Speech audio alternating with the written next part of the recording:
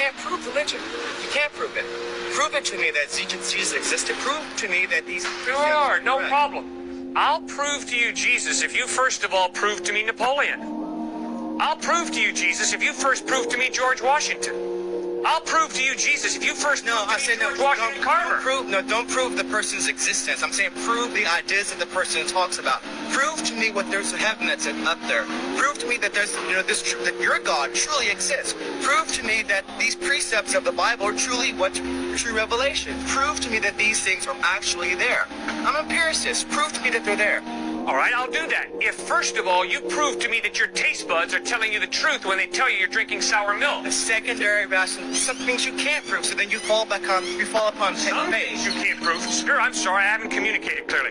Sir, you can't prove a thing. To prove means to show it cannot be another way. You cannot prove a thing in life. You as a thinking human being don't base your life on proof. You base your life on evidence. What does the evidence point to? And you follow the evidence. To prove means to show. It cannot be another way. What can you prove in life? Prove to me we're having this conversation right now. You can't prove it. We might be dreaming.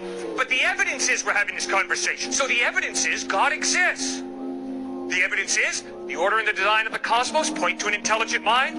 Moral absolutes point to some moral giver, lawgiver. Life comes from life. All of my experience shows me life comes from life. Never once have I seen life come from non-life. Fourth piece of evidence, free will. If there is no God, you're just a hunk of biochemical reactions. That's all I am. You're not free. You're determined by your biochemical reactions. Well, if I'm free, it means there's more to me than just my biochemical makeup. There's a soul, a personality, an I that goes beyond the biochemical. I have a free will. Well, the free will can only exist if there's some type of God who creates me biochemically, but also gives me a will that's not totally dependent upon my biochemical reactions.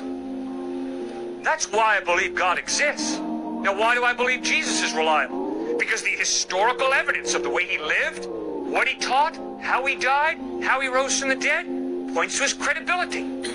If you live like Jesus lived, if you teach what he taught, if you died the way he died, loving and forgiving your enemies, and if 3 days later you rise from the dead, sir, I will listen very closely to everything you have to say.